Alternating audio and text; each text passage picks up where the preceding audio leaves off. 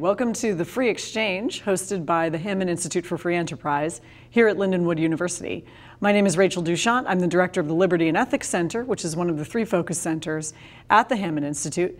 And I'm very pleased to be having a conversation today with Dr. Kit Wellman from Washington University, chair of the philosophy department there, who spoke to us today about whether or not the U.S. criminal legal system is a crime against humanity. And today is our Sibley Day, which is a day of thinking all across campus where classes are canceled. We've had over 54 events today, and Kit's talk was one of them. So, Dr. Wellman, welcome to the show. Thank you. Glad to be here. Great. So, I want to ask you about your thesis that the U.S. criminal legal system is a crime against humanity. But first, I want to know how you got into this topic. So can you give us sort of the evolution of the research topic? Sure, yeah. So I work in political philosophy primarily rather than legal philosophy, and I'm interested in international institutions. And so one of the most exciting emerging institutions is international criminal law.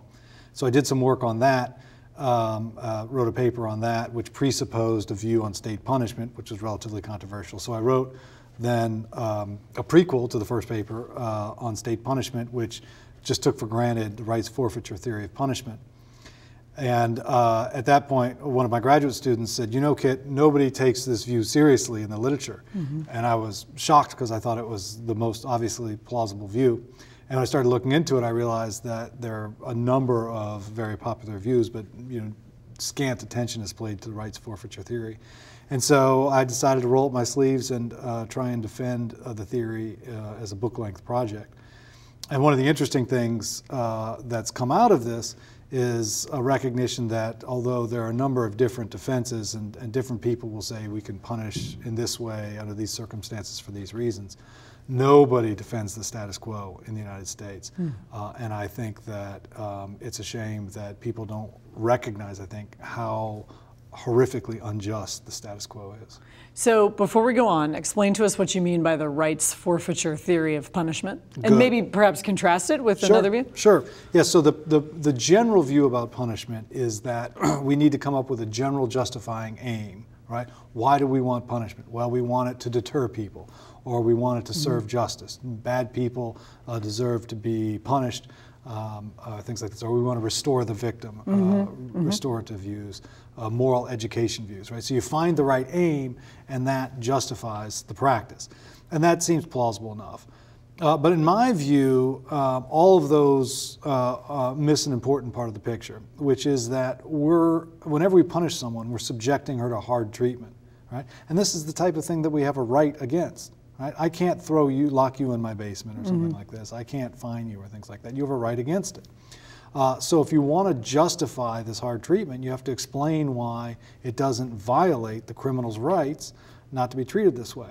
So the crucial view, the crucial point in my estimation, is that if we're going to justify punishment, we have to explain why the right isn't there. And I think the best explanation is that when the criminal violates somebody else's rights, they forfeit their right against punishment. So the safe rights forfeiture view is to say that you cannot justify punishment without explaining that the criminal has forfeited the normal moral standing she has over her life. I associate that view with John Locke, although of course he adds deterrence also in the second treatise on government. But is that kind of the source of rights forfeiture theory? Yeah, so I think, I don't know if it's the original source, because I think actually Hobbes might have been a rights forfeiture theorist. Locke was a much more sophisticated and elaborate rights forfeiture theorist. And so I think that there are historical figures, very prominent ones, who defended this. But today, it's not on the landscape at all in terms of the literature. Do you know why? I do know why. So I think that it's a couple things. I think that one is when the punishment literature really became hot and people were talking about it, there were 2 main ethical views, which was utilitarianism and Kant's ethics. Okay? Right. And so what you had is you had 2 views. You had the utilitarians who really said it's about deterrence. Because they're worried about outcomes, consequences. Right, exactly. Yeah. So a utilitarian is someone who thinks that we should just look at the consequences and maximize the best consequences impartially considered for everybody. And so they'd say, well, you don't want to punish people because those the hard treatment is a bad consequence, unless you've got some countervailing consideration. And the countervailing consideration, the chief one in their view was, well, if you can deter other criminals, then it would be okay. And then you had Kantians who thought, but wait a second, what if you get good consequences from punishing someone who's innocent, right? Surely that's wrong, right? So they say it can't just be about consequences, it's got to be about desert. And so you have retributivists, I think, who were inspired by Kant, who said, no, it's about giving criminals the hard treatment they deserve. So you really had people who said, let's look forward and try and justify it by the good consequences of the practice of punishment, versus Kantians who said, no, let's look backwards and let's see what do individuals deserve based upon their behavior. So rights just weren't in the air in the 60s, okay? And that's when the literature grew up. And so then if you come to this literature, you pick a camp and from that. So, but what's interesting is in the 70s and 80s, rights talk became ubiquitous, right? And what needs some explaining is why people didn't say, oh, well, it's got to be all about rights. And I think that there were a few sort of obvious objections which were thought to be devastating. And so people said, well, you can't really do that. And so they stayed with the canonical views. And what I think is that these objections are really just objections to a caricature of rights forfeiture view. And so if you have a sufficiently sophisticated account, then these apparently devastating objections can be dealt with, and then you could look at criminal law through a new lens, through rights forfeiture. And so that's the basic idea of my book. And our intuitions about the proportionality of punishment could be justified on that Kantian basis, that this is something they deserve, but you could also take the rights forfeiture view and say, to the extent that they violated the right of the other one, the other person, then that's the extent to which we can override their right not to have hard treatment. And so that way you have a punishment that's proportional and you're limited in how far you can go. Yeah, that's absolutely right. But that, interestingly, is one of the potential objections. So it's thought that, well, what right do you forfeit, right? So imagine that I kidnap you, and I kidnap you for 3 days and then let you go, okay? So presumably in that criminal act, I've forfeited my rights. And people say, well, have you forfeited your rights permanently? Or have you forfeited your rights only for a temporary duration? If it's permanently, that means that you can be thrown in jail forever. You're an outlaw. That can't be right. So we've got to go to the obvious explanation is I kidnapped you for 3 days so I can be imprisoned for 3 days. Right? And they said, but that's obviously inadequate, right? So either way you go, you get an implausible result, and so this rights forfeiture view has to be scrapped, okay? So this is a common objection to rights forfeiture. And I would use the language that you mentioned right off, which is proportionality. But I'd say it could be proportional without being sort of equivalent. Yeah, right? exact. And so, exactly, right? And so proportion could mean I get a 6-month prison sentence rather than a 60-year prison sentence. And how exactly do we identify precisely what proportionate is? That's a tough question, but it's the same problem we have in all other theories. That's not something specific to rights forfeiture. Clearly, when you kidnap someone, you're not just taking them away for 3 days. There's something more that's being done to them in terms of the violation of their integrity, their bodily integrity, and so forth. Right. So to be proportional, you would have to do something more harsh to them. So before we jump into your actual thesis, let's back up and talk about your interest in international law, because it has something to do with your thesis as well. Someone might object that you have nations, and if they're legitimate, then they have sovereignty, and so international law is a kind of fiction. Insofar as we have international courts, in what sense can we really enforce the laws of those courts? Because it's a voluntary participation by the states. If you have a Hobbesian view, then then states are in a state of nature with one another, right? Right. And so they don't really have any obligation to one another particularly. How can you overcome some of these considerations? Right. Well, it's a legitimate concern, and it's not something that I think can be easily brushed aside. So it's certainly true that there are countries, certainly the more powerful countries like the United States, that cannot be held liable in the same way that a citizen can by her government, right? So there's not a power with control, with the ability to enforce states' compliance in the way that citizens' compliance. So if you think that's a necessary condition for there being law, as many who follow Hobbes do, then you say no international law. Yeah, positive law is just the power, right, to enforce. I'm sympathetic to the idea that that's not a necessary condition, and that we need to appreciate that international law is an emerging phenomenon. There are social pressures, there are pressures for compliance, and that even if it doesn't function exactly like domestic law does, there's certainly something law-like in the international realm. And it's as long as you're clear about what you mean by that, you're not misspeaking to talk about either international law or at least an emerging international law. Yeah, even in national positive law, you have the critical mass of compliers who are complying based on enforcement like shame and praise. Right. Right? And that's the main reason I don't steal someone's purse, not because I'm afraid of the police. If most of us were doing it because we were afraid of the police, we'd be violating the law all the time, and the police would be overrun. So I can see your point that there can be other types of enforcement brought to bear, and perhaps a kind of natural justice that we appeal to. Right. But I'm interested in what you mean. I know we have to wrap up this section soon, but what you mean by emerging, that the sensibility is developing in the last several decades? Well, you talk about shaming, right? So one of the things that happens in the international arena is there are non-governmental organizations like Amnesty International, for instance, and they go around and they provide reports about human rights compliance of the different countries, right? It's called naming and shaming. Yep. Now, do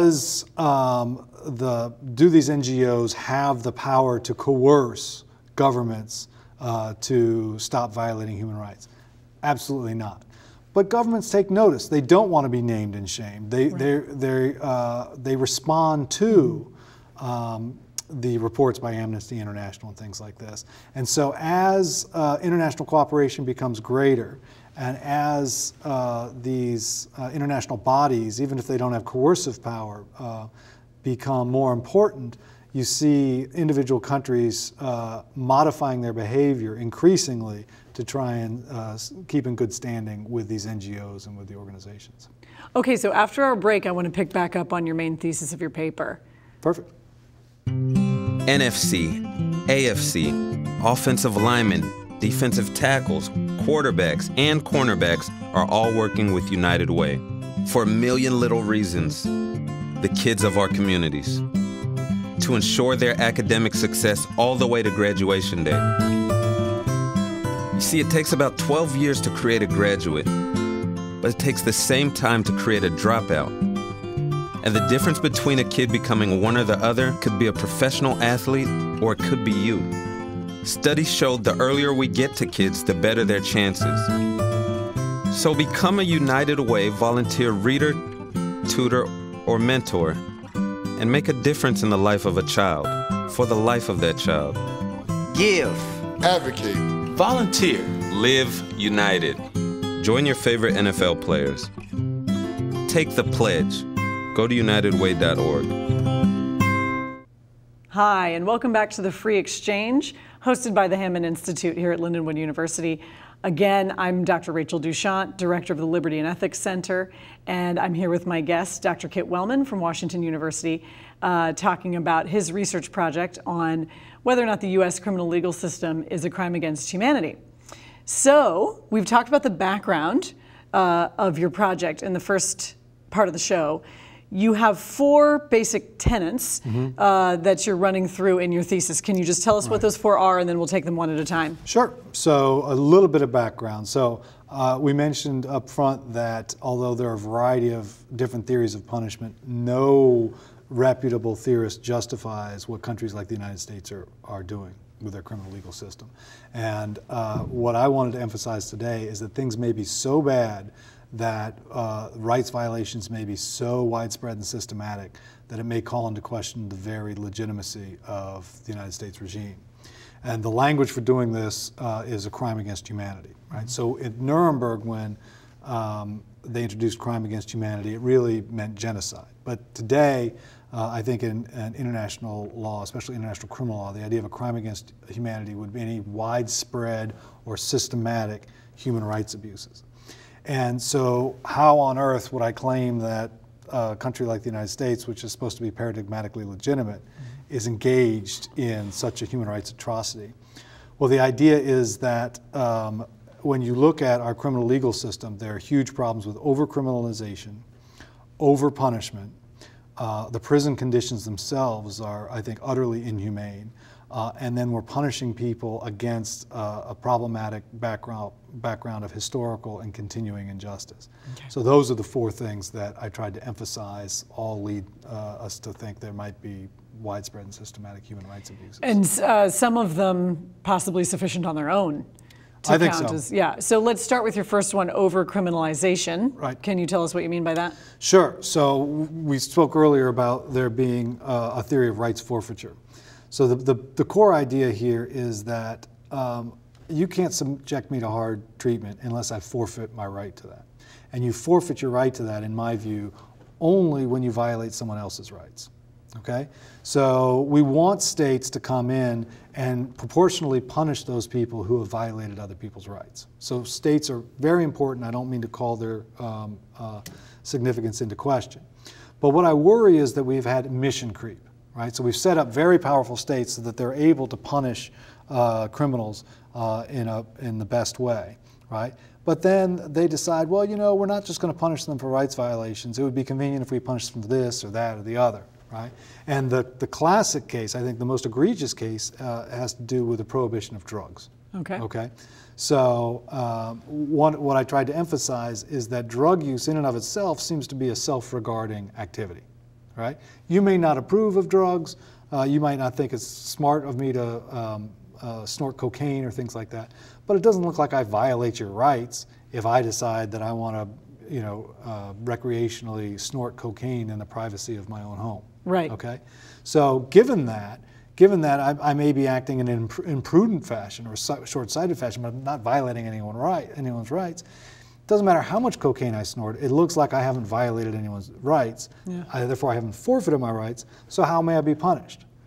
But when you look at our criminal legal system, we're literally imprisoning hundreds of thousands of people merely for nonviolent drug use. I think it was over 400,000 in 2007 or something was the Yes, statistic earlier today. It's alarming. So if rights forfeiture view is correct, then we're violating the rights of all these people that we're putting in prison who haven't violated anybody else's rights. And so we're talking about literally hundreds of thousands of rights violations being perpetrated by the state. And then, of course, the response is the corrosive effect of drug abuse on the community. Right. and the criminal element, I suppose, that arises. Right. Well, yeah. So if you want to defend the prohibition of drugs, you can say, look, the state's supposed to be in the business of protecting our communities. And when you look at the devastating effects that, say, meth use is having on rural communities, or crack use is having on our urban communities, right? Of course, that's just what we want the state to do, is to come and protect these vulnerable communities. And they're trying to protect the communities by outlawing these drugs. So I appreciate that you can make a case, but at the end of the day, I don't think it's that plausible, because I think that with all of that is associated with criminalizing, these communities are in worse shape than they would be otherwise. And the example I would give would be prohibition of alcohol in the U.S., right? So, look, alcoholism is a huge problem, and alcohol abuse is problematic for individuals, for families, and for communities. So I could appreciate that we might want to snap our fingers and say, I wish there were no alcohol. But what ended up happening when we had prohibition is this didn't eliminate alcohol. It just meant that alcohol was now supplied by a criminal element. And then we had very sophisticated organized crime, right, which was, had horrific effects upon the community. We had a wide-scale corruption of the legal enforcement and the political apparatus, who sort of turned a blind eye, was being paid off by this, right?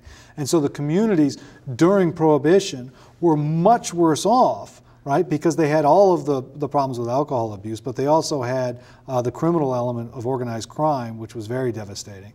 They had the corruption of the legal apparatus, and then you had all these lives which were being avoidably ruined when these people were going to prison for, you know, selling alcohol or things like that. The whole question is interesting to me, of prohibiting an activity that a huge proportion of people do. Right. Right, and so you have, I hear people say, you know, we're all a felon. Yes, right. We're all felons now because we do have so many laws. And then you discussed in your talk also the stacking of laws on top of one another, where you can have many counts against you for the same crime because you just have a lot of laws that are applied. And legislators are incentivized to do it because they can say that they're doing something, right? So if something happens, you can say, I passed a law. And then you can pat yourself on the back instead of saying, well, let's just apply the laws that we have. Good. So that takes us to my second claim is that, so my first claim is that the state is punishing innocent people. By innocent, I don't mean they haven't broken the law, because they have broken the law. But we have no business making laws criminalizing behavior which doesn't violate anyone's rights. So we're punishing people who haven't violated any rights. But even if everybody was in fact a rights violator in prison, right? Everybody was morally guilty. I still worry that we're over punishing for precisely the reasons that you point out. So it looks like it's implausible to say that if you violate someone's rights, that you forfeit all your rights. Rather, you forfeit a proportionate right. You may be punished proportionally. What's happened is that for understandable reasons, we want to empower our police and our lawyers. And the way that we do that is, for instance, if we have trouble convicting drug dealers, for instance, because they're not the ones on the street dealing drugs, right? So we come up with all kinds of other criminal activities like money laundering or stuff like that, which is essentially just putting the money in the bank account, right? So depositing money is now a crime which is punishable up to 20 years, okay? And you've got politicians, because the criminal situation has become so bad, you have politicians who have obvious incentives to appear tough on crime. And so they're constantly introducing legislation, new bills saying, okay, we're going to make not just theft illegal, but for instance, carjacking illegal, right? Or carjacking pregnant women illegal, stuff like that. And all these new statutes stack upon one another, right? And so then when somebody does a criminal act, right, instead of charging her with one crime, we say you've now committed these 5 crimes, right? All of which have minimum sentences from which the judges can't deviate because the politicians wrote them into the law that they had to be at least, you know, a sentence of 20 years so they'd appear tough on crime. So we've got these, what I believe are hugely exaggerated criminal sentences. And we're just detaining people far too long, beyond any reasonable notion of proportionality. Not because we think that's what people deserve, but because of politicians who have electoral pressures to appear tough on crime. Yeah, and you can find horror stories in this regard of, you know, 3 strikes and you're out cases where you've got 3 strikes of possession or something, you're in jail for the rest of your life. And you're thinking, there's plenty of people walking around free who've possessed marijuana more times than that person, and yet they're not spending their life in prison. So it looks insane when you make that sort of contrast. Yeah, no, and I appreciate that recidivism is important, right? And perhaps somebody who commits a crime, if it's a legitimate crime, commits a crime for a 3rd time rather than the first, deserves more of a punishment than the first time. But it doesn't mean we, you know, lock them up and throw away the key, especially when it seems like a relatively minor crime. Right. So since we're short on time for the end of the show, let's just go through quickly the last 2 points. Go ahead. Sure. Yeah, so the 3rd concern is that even if we're punishing only guilty people and we're not over punishing them, the prisons that we're putting them in are horrifically inhumane. Okay, now somebody's going to jump in and say, what do you mean? You can go to prison and get a law degree, you've got 3 meals a day, you don't have to work. So what do you mean Sure. by saying they're inhumane? What I mean is, and this is not true of all prisons, but I think some of the maximum security prisons where we send our felons, for instance, they are horribly underfunded, right? I think the guards are not paid much. So the guards are corrupt. They abuse the inmates, right? These prisons are essentially run by gangs. And so if you're not a gang member, you literally fear for your life. You're worried that some predator is going to sexually abuse you, rape you, beat you, things like this. There's enormous pressure. And it regularly occurs. Right. And so you're put, even if you are never attacked or raped or something like this, you're put in a circumstance where you're unreasonably exposed to risks of horrific harm. Right? Okay. And this is avoidable. If we spent more money on the prisons, we could put people in conditions where they didn't have to continually fear for their safety. Right? Okay. So obviously, if somebody's done something wrong, they forfeited their right, they are not at liberty to move around, they can be detained. But the conditions under which we're detaining people, it seems to me, are utterly unconscionable. And if we were detaining the people that you would want us to be detaining, we would be detaining a lot fewer people. Far fewer. And so we could easily afford what you're describing without spending more than we're spending now, I would imagine. Much less, I presume. Probably much less. And then you have a whole concern about the background of historical injustice that's causing some inequities in who goes to prison, right? Yeah, so the fourth concern is when you look closely at who we're punishing, right? It tends to be poor minorities, right?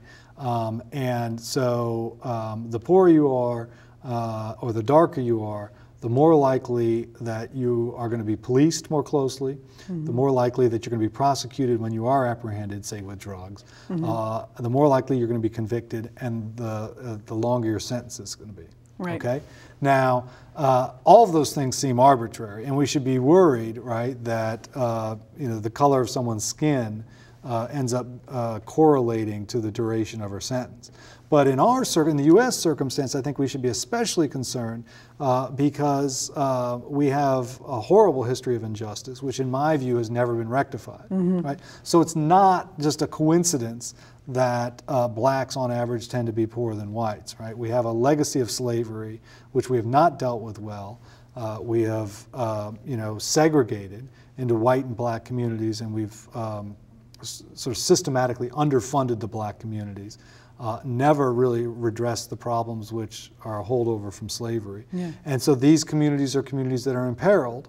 There's more violence. And it becomes a self-perpetuating. Right, so there's more violence, and so an automatic reaction is, well, let's police them more, right? Okay, which is fine, right? And then you get worried that there's a lot of crime there, so you want to get tougher on crime there, right? But what ends up happening, as a matter of fact, is we end up punishing most strenuously those very people that we've put in a position to be criminals. Right. And I really wish we could talk more so that we could go through possible solutions for this, but unfortunately we're out of time. Thank you so much for joining us here at the Free Exchange, hosted by the Hammond Institute. Check us out online on Lindenwood's website. Thank you.